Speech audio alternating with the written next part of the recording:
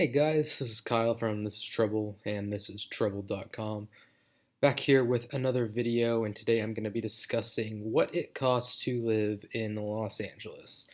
Because I get this question a lot, and it varies a lot. And so I'm going to just give a quick little breakdown of what my general finances are, and then hopefully some other LA bloggers like Christian McQueen, LA Playboy, and whoever else wants to chime in as well, and they can give their experiences as well with this. So, excuse me. So, in any case, I live in Santa Monica, which is the kind of the yuppie, nice area of LA that's near the beach. It's definitely up there as far as the sex appeal of, say, Beverly Hills or Malibu. What else is there? We'll just go with those. It's definitely one of the higher end places where celebrities all own houses, and supposedly if you walk around enough you'll always see celebrities. But I've lived here a year and a half and haven't seen one yet. So with that being said, I am roughly 10 blocks from the beach. I can walk there in about 7 minutes. I'm very close to the shopping malls. I can walk to dozens of bars and restaurants, and as well as stores and everything else I could really need. So really, I actually hardly ever drive my car because I walk to work as well. And I did that on purpose because I wasn't willing to deal with the commute of driving an hour plus every day in LA traffic. So, um, I pay $2,000 a month for my apartment. And it's probably 650 square feet. It's a one bedroom. It's newly renovated. And I also have a massive patio, which is 500 square feet in itself. And I've posted pictures of it before on Twitter. I'll try to remember to post another picture in the link below.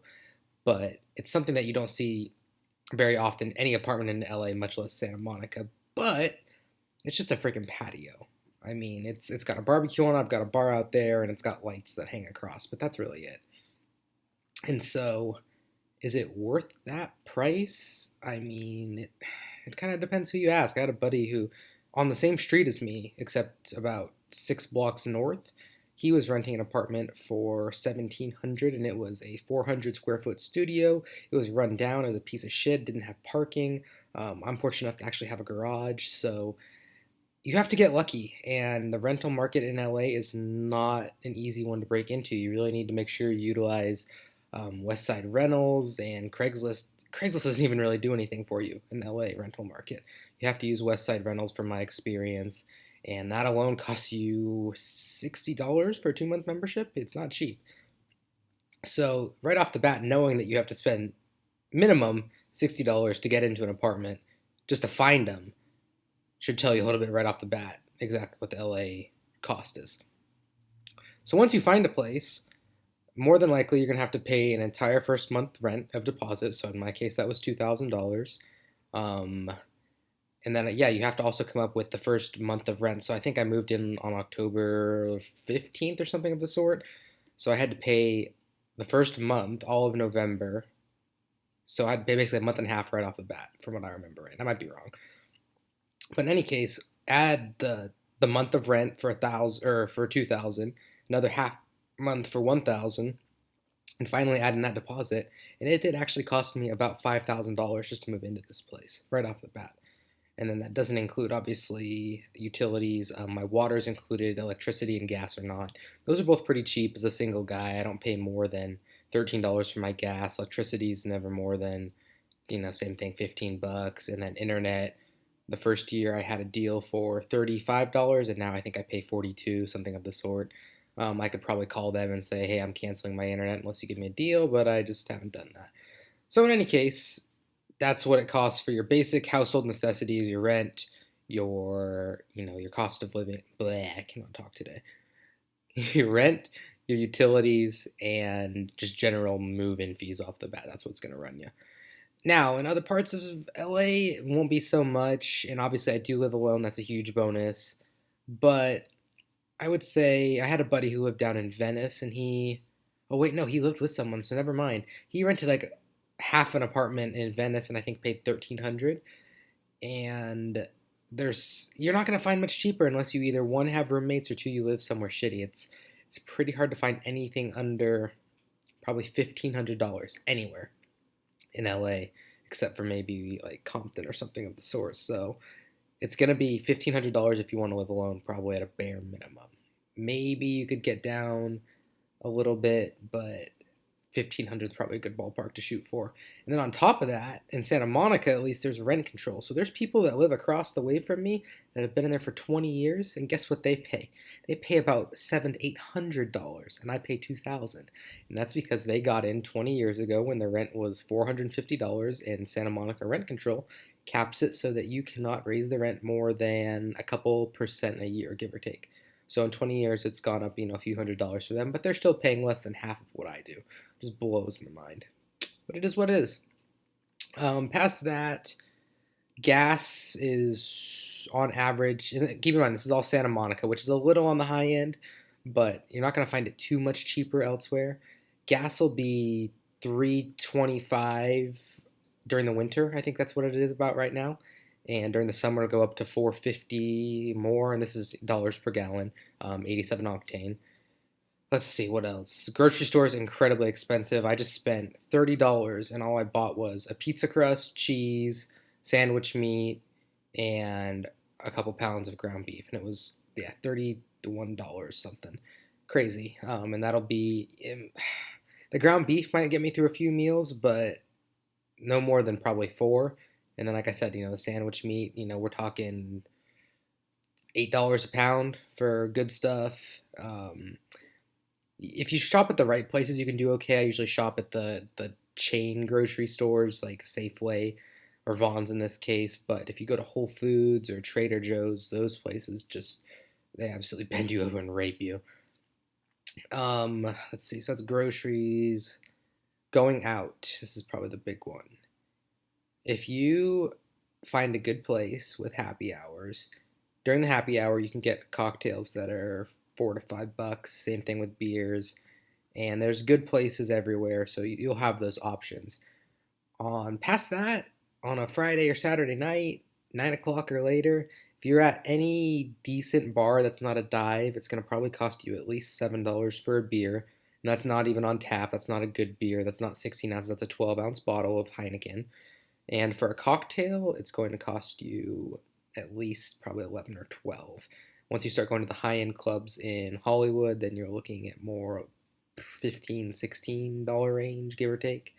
Obviously, the more people you know, the better connections you have, the better off you'll be with that. But that's probably a pretty good rule of thumb. So the best advice I can give is to pregame. And then going out to eat, too. You pretty much can't do it for less than $20 because, at least in this area, all the entrees are $12, $13, $14. Add in the 9.5% tax, add in a tip, and you really are pretty much going to end up paying about $20 each time. Especially if you add a drink, then probably $25. I have found every time I take one of my girls out to dinner, it is a minimum $45 to $50 pretty much is what I'm guaranteed to spend. Even when I go out with a buddy, it's 20, 21, $22 every time. Pretty much no matter what you do, it seems to be like that. And it's easy to say, of course, oh, just stay home and don't ever go out. But in a place like LA, it's a very social scene. You always want to go out.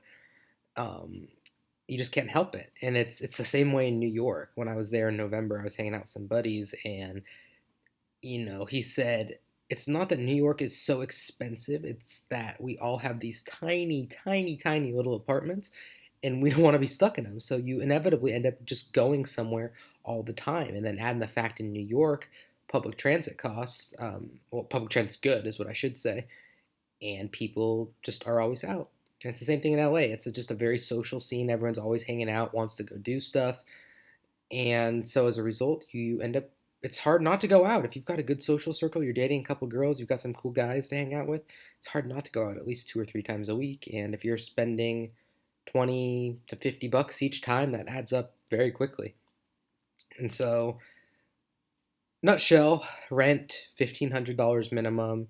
I would say your other monthly expenses, car, parking, food, going out, dates, etc., probably going to be a minimum $1,000 is how I would put that. Minimum of 1,000, and that would be That's I'm not super careful, and I'd say that's roughly what I do. So that's probably a good rule of thumb to use. If you watch what you do and really don't go out that much, or you always do happy hours and you just have less fun in general, then you could probably keep that to under. You could probably keep 5 to 700 if you're really careful, but that would also mean a lot more time spending inside of your apartment, not really doing much, or Netflix and chill. I have found now in the last month or so since I made my decision that I'm going to escape.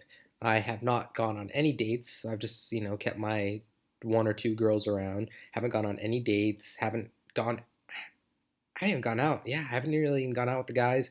I've had them over to have beers, or I play pool every week still, but that's pretty much my only expense is going out to dinner a couple times maybe, and playing pool every week, and it's helped. I've noticed I'm not going out as much. I'm probably saving several $100s a month, but I'm aware of what this blog is, and I'm aware that people who read my blog and who want advice about moving to LA, you guys are gonna come here and you're gonna want to go out. So realistically, you need to budget $1,000 for your food and entertainment. And past that, so that covers $3,000 a month is the bare minimum, I would say, of disposable income. And at that point, you will not be saving any money.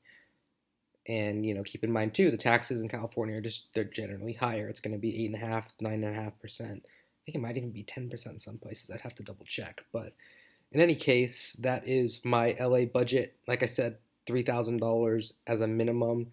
And this is, of course, assuming that you have your taxes right, you have good income, and keep in mind that $3,000 you will not save a penny and you'll be cutting it very close. So, in any case, that is my wrap up on LA budgeting. Leave a comment below if you got any questions, and this video will probably be included with a blog post, and I'll break this down into raw numbers with some totals, and I'll even pull some data from my what's that? Mint, the financial program that tracks everything every month. I'll pull some data from that and give it to you guys. So